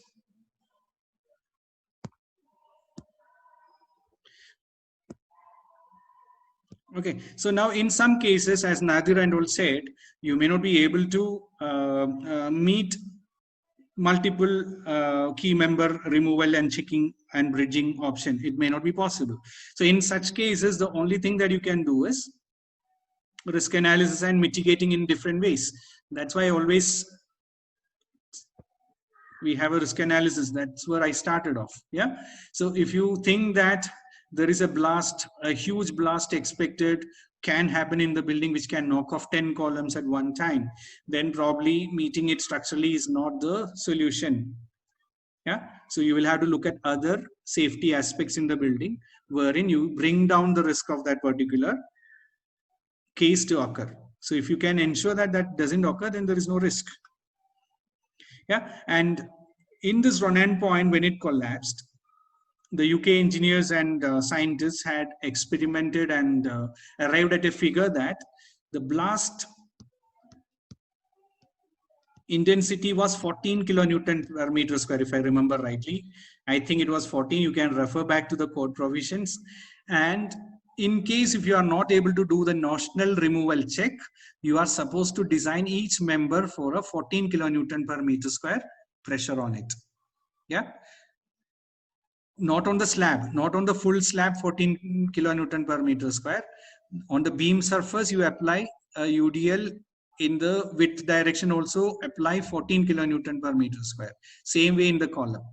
Yeah, so if you are able to do this 14 kilonewton per meter square design and satisfy that your beams columns are capable of taking that 14 kilonewton per meter square in all its surfaces, then you may not have to bridge it.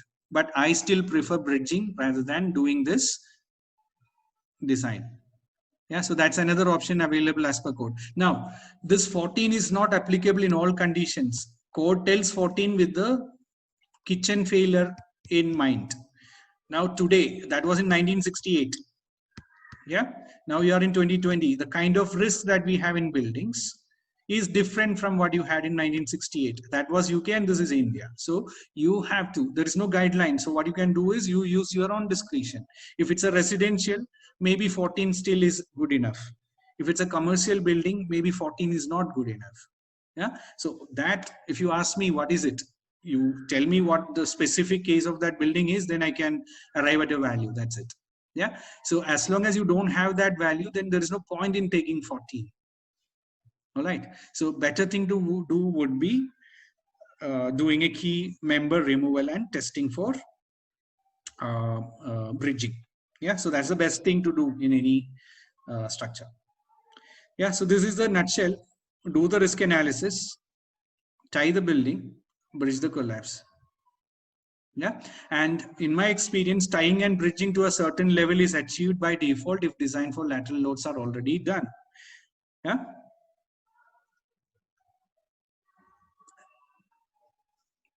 And another point I want to make is seismic resistance and disproportionate collapse, a kind of complements each other. Just that's what I told you. If you have done seismic resistance, a huge amount of disproportionate collapse control is automatically taken care of, provided you have done properly.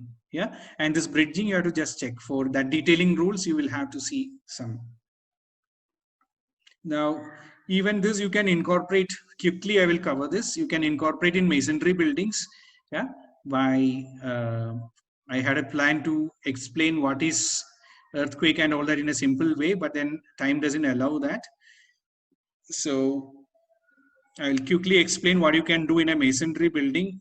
One thing is ensure there are more cross ties for your walls. If you look at this particular wall, and if you consider a load in this direction, this wall is susceptible. Yeah. So bring in more cross walls in that. If your scheme doesn't allow that, you will have to tie. Yeah. So tying with a lintel, with a beam at this level, a beam at lintel level, maybe a beam at this level also will help. Or you can use doubling like this. Yeah. Which will bring in more robustness in your masonry structures. And yeah, this was the lintel I said all around your building. Plinth at the plinth level, all these are going to help you. And if you have a non-reinforced wall like this, generally you will have a sliding action in your failure pattern. So to avoid that, you can, yeah, these are all various failure patterns of masonry building under lateral loads. Sliding can occur, rocking can occur. You can have a failure here, crushing failure here. You can have a diagonal failure here, X cracking can happen. All this can be avoided by incorporating vertical reinforcement in your masonry. Yeah. So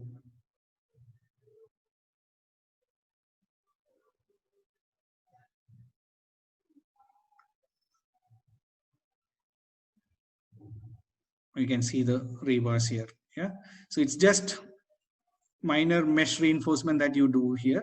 And in case of stone masonry also, you can do something like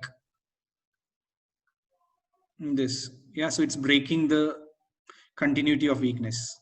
Yeah, so you are at regular intervals of 600 millimeters, you are providing a full stone. Yeah, so you need to break weakness. You need to make your building more robust. Yeah, so the most important thing is we have to be engaged in the work early enough. So that's not in our hands.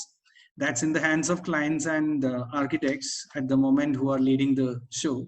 So until and unless we propagate the importance of structural engineer being on board earlier, yeah, nobody will come to know that our requirement is there. Yeah, so we ourselves have to propagate our profession. Yeah, so if there is any architect on this webinar, architects consider form, shape, space, and aesthetics as a virtue. The same way, structural engineering point of view, strength, shape, and configuration, lateral stiffness, and ductility are paramount. Yeah, and onto that, I'm adding disproportionate collapse control as an additional requirement. Yeah, so we have to decide if we want lateral resistance, robustness, disproportionate collapse control, and decide where our building has to be.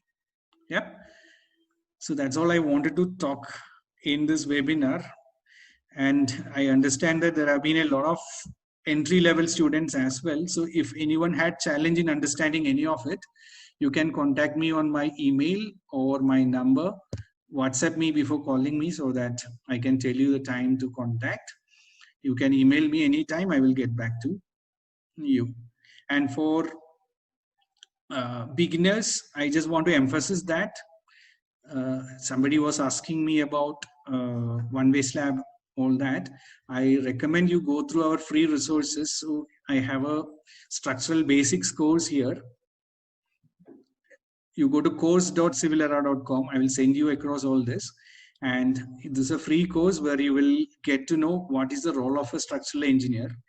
Yeah, so in that I have mentioned what is stability, what is durability, what is deflection control, what is crack control, how you need to take care of all that. So these are all basic things that you need to understand. This for early level, entry level engineers alone. You will get to know what is the role that you have to perform. Then there is another free resource here, which is a quiz which will make you aware of your current knowledge level. I will not come to know, only you will know. So anybody can take this. So in this, there are certain questions in a consulting point of view.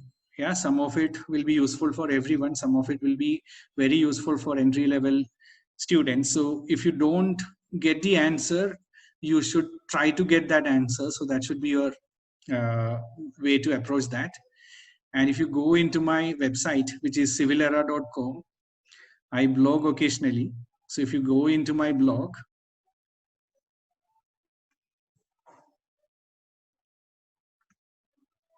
it's taking a bit of time. You will get a lot of free resources there. You can look into my blog as well. So I have blogged about torsion. So if someone is interested in understanding what is torsion in a beam, yeah, all these are available here.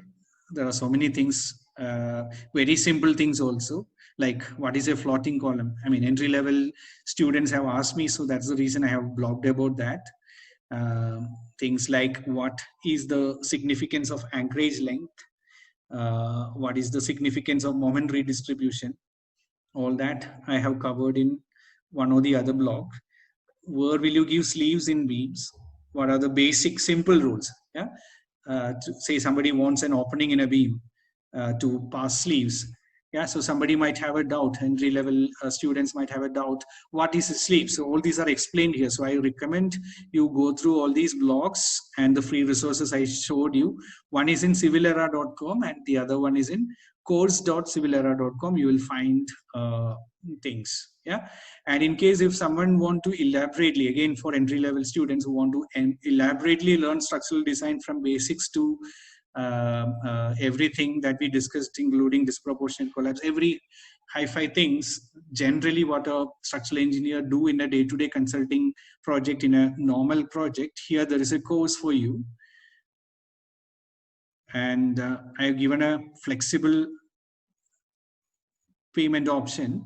Since it is an elaborate course which covers everything, I cannot give you free, because I have spent considerable amount of time putting it together, and you will also get technical support to clarify your doubts. It covers everything, including how to develop a scheme, what are the tips for that, yeah, complete ETABS, then things like how to apply load, not in ETABS, how to calculate dead loads, wind loads, seismic loads, everything is covered manually, code provisions, code revisions, everything is covered.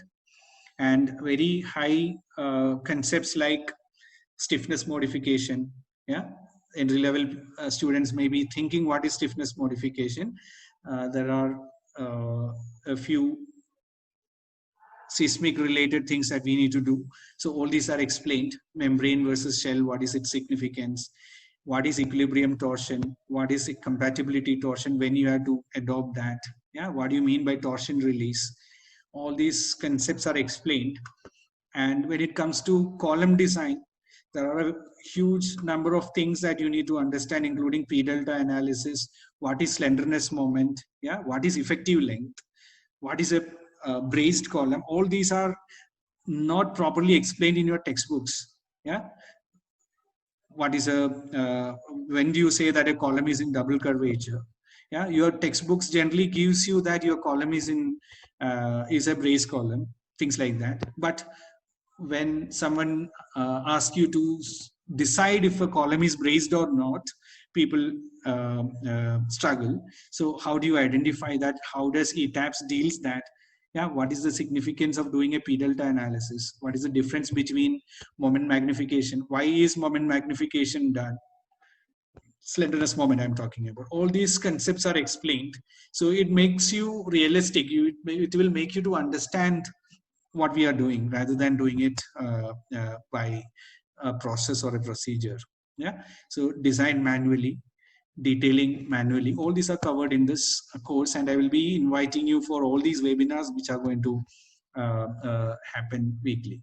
So this is an elaborate course wherein I'll be involving with you in clarifying your doubts. So I cannot give you that free, but the basic things are already available free. You can always ask me and learn too. I won't charge you for that. But if you want to systematically learn this, these are the plans that you have. Now, higher plans, it's a live class like this. I'll be explaining it to you daily. And you can see the benefits and the fee here. And this is a 10,000 course wherein you have certain other benefits. Yeah, so you can go through here. And someone who want to have an affordable plan, you can take the 5,000 plan where the same content, everything same is available to you. Only thing is, the access time and my involvement will be lesser. Otherwise, you get the same topic, same content at a very nominal price of 5,000. So if affordability is a problem for you, this is available at 5,000. If you want a step-by-step everyday live training, it will cost you more. And if there are students, you or your friends who are really, really poor, please talk to me separate. We can look at that. But should be a poor student who cannot afford anything. So in such a case, you can get in touch as well. We will discuss that separately. If you or your friends or anybody from a real poor background, we support them. So we have a process for that. So you have to get in touch with me personally for availing that benefit. Otherwise, these are the plans that we provide. And yeah, so we have multiple courses. We have courses in, this is the main course on analysis and design. Then we have a course on foundation design and advanced analysis.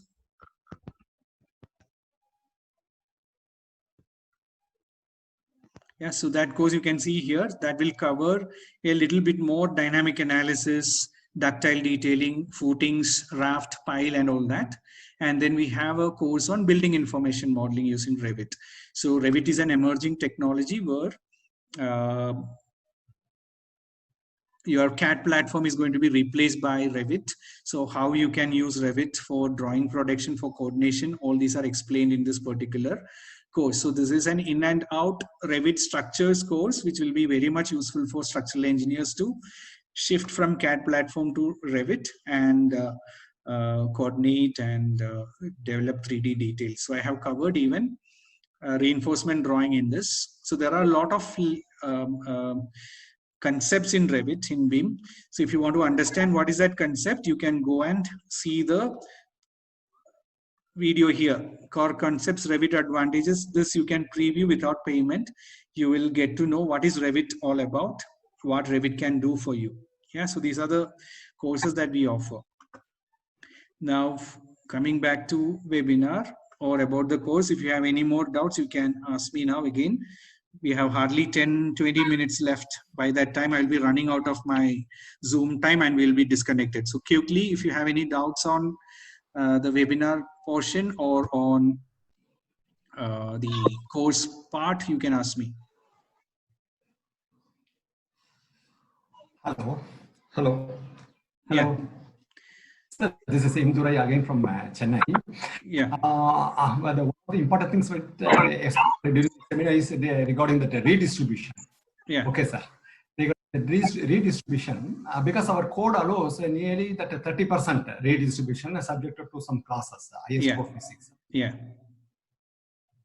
Allows. So as you are now engineer in the field for 20 years, you know very well, because whatever we design, our normal analysis, STAD or STAP or any VTAB, that type of fixity will never in a BIM column. We are all designing for a gross sections. The sections are cracked, the stick. Definitely the end moments will get released. Definitely the end moment which we are envisaging in our analysis will never be there because they are all cracked. They are all cracked, so the moments will get released. Will be thrown into the midspan. The midspan moment will definitely increase. Only code is giving nearly some 30% redistribution they are already. For all our private projects, we go for that 30% redistribution. But sadly, when we go for government approvals or for some college approval or for particularly IIT approval, we won't allow any redistribution. I don't know where to go and where to say. Recently, for one of the projects, for a very, very important project, which is having nearly a 12-meter span, I was insisting. Has contacted IIT where it will finally go for bidding. That person, IIT person has told, no, sir, we won't allow redistribution. This is a very important structure. I told, being an important structure, you should allow for redistribution. We should have an alternate load path. We will never have that type of fixity moment there. He never agreed. How to control them? So if you look, what to say? So if you look at 1893, 2016. I don't remember the close number. I can separately tell you the close number. 30%. No, I'm not talking about redistribution direct now. There is something called stiffness modification. No, stiffness reduction. Stiffness reduction. So, but they say only for earthquake analysis. But I'm talking of our regular dead load level analysis. I'm talking of a regular dead load level analysis. Okay, so we are not using that as some. Okay, so for the dead load live load analysis, you have to restrict yourself with the CODEL provisions. 30% you can do that, and for 30% also there are sub clauses based on the number of floors and all that. That 30% also has to be reduced. So within the purview of IS 456 for gravity loads, you can do that. So I used to say very jovially, a person's experience as a structural engineer, we can understand his confidence to the level which he distributes. If he's not at all redistributing, means then he's an inexperienced engineer, I will say. If he's redistributing 20% or 30%, his confidence will lower, he's very practical. So only he is redistributing. That is what I used to say to my friends. So redistribution has to be a must. The young engineer should learn that. So for all the young engineers, I wanted to include that in the webinar, but then we are short of time. So I recommend you read the respective blog that I have written in my site civilera.com. So one thing that I want you to understand is I have given basic idea of what is redistribution in that blog. Yeah, and you will also have to read the clauses in IS 456 related to that to have the full understanding. So please read my blog on redistribution. That will give you an idea on what is it and why a mesh tree design building is also standing. Yeah, see, for example, to give a gist of it, if your design requirement and your detailing was like this, yeah,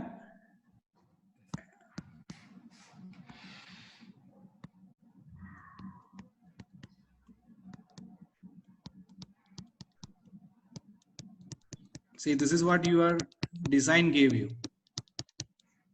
Yeah, this is what your design gave you, but this will also work. Yeah, so that why it will work, you need to understand that, and that is because of the redistribution. So that part you need to be clear about, as Engineer Durai just pointed out. So please read that redistribution blog and then get back to me in case if you have any doubt. Yeah, so basically what you're doing is... 1 minute, sir. Yeah, tell me, go ahead. One more thing, there is one very old book called Ultimate Strength of Design by Arthur Ramakrishnan. That is a very famous book. It's a very old book, Ultimate Road Resistant Design by Arthur and Ramakrishnan. That he was explicitly stating redistribution is very, very necessary. It is a must. That is what my Professor Santakumar told me when he was learning at a learning stage. He told me that you can detail the structure, and then you can dictate the structure to behave in that way. That is one of the boon of RCC structure. That is one of the boon which we are having in the RCC structure is that redistribution. So only with the government agencies we are facing this problem. They will never allow redistribution, and they will stick to whatever analysis is throwing. We have to design for that moment. That is with the government agencies. If any engineer is here from the government agencies, please allow the redistribution. Not for the welfare of the structure, you allow that. Please. I can understand your concern. Okay, so any other questions? You are short of time. We have hardly 10 more minutes.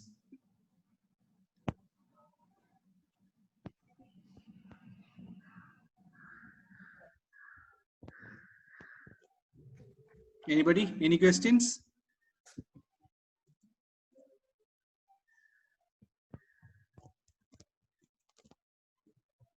So I think we are done. If you are... Hello. Yeah. Who is this?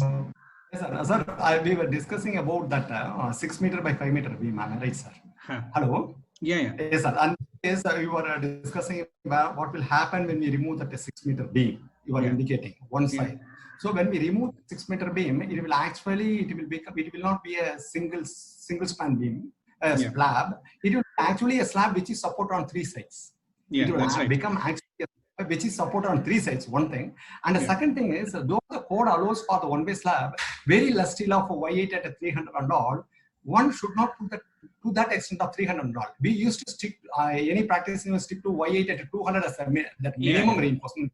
True. Because such eventuality, in that eventuality, the slab will span as a one-way slab, and it will be able to resist to some extent with the extra strength of whatever it has, it can send. So we have to make it a habit, or we have to correct the code, not to go for the 5 times the D or 300 M or 450 M. Yeah, true. We have to down. Yeah, generally when we practice, we give it at 200 to 250, not wider spacing than that. But the textbook says 3D or 300, so that's why I was sticking to the caudal provision. But as he rightly said, in consulting practices, we generally don't go beyond 220 to 200 to 225. That range, we limit the maximum spacing. So that brings in a lot of bridgeability. Yes, you are right. Hello, sir. Yeah, Jay.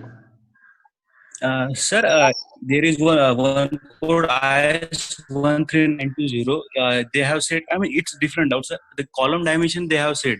So is it applicable for only the ductile detailing, or is it applicable for all the building? For gravity load also, we need to have minimum size of 300. And second question is, sir, construction sequence analysis. If we do construction sequence analysis, so is it necessary for collapse load also consider? See, I want you to Okay, your first question first. First question was on what was that? Ductile, minimum dimension of column. Yeah. So minimum dimension of the column as per the latest 13920 is 300 or 20 times the diameter of the beam rebar in the junction of the column. Yeah. Yes, sir. So it's not even Yes. 300. It is going to be more than that until and unless your beam rebars are 12 millimeter. And in most cases, it will be more than 12 meter, and you may get 325 to 350 minimum size for your column. Yes, Yeah. sir. So it is in one place it is written as 15 times the diameter bar, and in one place it is written as 20 times the diameter of the bar, and 20 times the diameter of the bar is what is concluded as the right thing. Yeah. So your column dimensions are going to be larger. Yes, as per the code, if you want to meet the ductility requirement, it has to be. And when you have to adopt ductile detailing, that is also mentioned in the code. You can do it in all zones if you like it, or you do it mandatorily in zone 3, 4, and 5. In zone 2, it is optional. In zone 3, 4, and 5, it is mandatory. Yeah, so that answers your question. Now, what is ductile detailing? Why is it done? That's a separate topic altogether, which I cannot answer in one step. Yes, sir. Yeah. I just wanted to know the minimum size of column. So it's not mandatory in zone 2 that we at least we have 300 mm. So we can go with 230 mm also. Or if Minimum 300, 230 is not something which you can achieve anything with 230. 300 is minimum, but as per the new code 13920, which is revised in 2016, even 300 is not sufficient. It has to be 20 times the diameter of the rebar. Yeah, sir, in just nutshell, sir, if there is a floating column, will we need to consider construction sequence analysis? As per 13920 again, if you are having floating column, you have to do a nonlinear analysis also. I heard that clause is revoked, but as per the latest code, it is mandatory to do even nonlinear analysis. And construction sequence analysis, you have to do irrespective of your floating column. If you find any criticality, you will have to do. Yeah. So again, for beginners, everything is in code. Only thing is that we don't read it. Yeah, sir. Yeah. In the right way. So I'll show you this. Even in IS 456, you have this. So I'm opening IS 456 in clause number 20.1. If I remember right. Yeah. So where is it?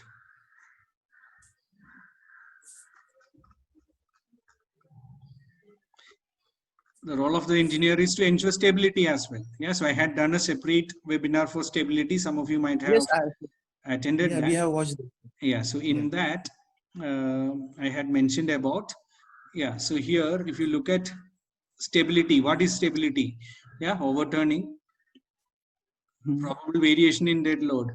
Yeah, so that's a part of your stability. So what do you mean by probable variation in dead load? So your construction sequence, your difference in your construction stage loading, all that comes in here. So it's your responsibility to do that. Yes. Yeah. So if it is also affecting your strength, I'm not sure every time if it will affect or not, but definitely stability will affect. Yeah, your construction sequencing and your even the variation in loads will affect your stability a lot. If it is affecting your strength, even that you will have to look into and strengthen if needed. Okay. Yes, but for normal buildings, generally, you don't do it until unless it's a tall building. Yeah. So it's up to you. Again, it's your discretion. Code is not telling you at the moment when to do all this. Yeah. So it's your discretion. Yes. Anything else? Sir, just one thing. For the latest, as per the latest provision of IS 1893, they have said for any building, you have to do the static analysis. For the for zone 2 till 15th floor, if it is regular building, still even after it is regular floor, at least you need to do static analysis, right, sir? Yeah. So, but if in IS 1893 2002, the norms were completely different. So see, code is an evolving thing. Yeah. So what you have in 1950s you won't have in 1960s. What you have in 60s, you don't have in 70s. So we are in 2020 now. So there was a comprehensive revision in 2016. So your 2002 code is outdated. There is no question of asking that question. Yeah. So if you follow the practice which was adopted 5 years before that, then probably 1893 had even another revision. I mean, another version, which was before 2002. That didn't have many of these clauses. Yeah. So you cannot say that if I use 2002, my structure is economic. For whom you are making it economic? Yeah. You have to meet your requirement first. You are a structural engineer. Yeah, meet those requirements. Within that, whatever economy is possible is what we can provide. Yeah. Yes, So when we talk the language of a client, then we are saying that what we learned is not what is right. So how can that be? Yeah. So the revisions, if there are issues and if there are mistakes in that, there are always ways to approach Bureau of Indian Standards and get it right. So justify that you are right, and then we can do that. So anything else? Okay, then let us wind off this. I hope it has been useful for most of you, and it has been a new topic for more than 90% of you. And it's a certified webinar, so I'll be sending out email to how to get the certificates, especially for the freshers. It will help you in some or the other way. So I'll be sending out an email today or tomorrow to enable you to download the certificate. So keep watching your email. Yeah. So thank you for participation, and thank you for Engineer Durai and others like Nandu, who made it more interesting and more interactive. And I forgot the names of others. So let the sessions be interactive like this, so that there is a more appropriate knowledge sharing. So thank you again for the time. Hope you all enjoyed.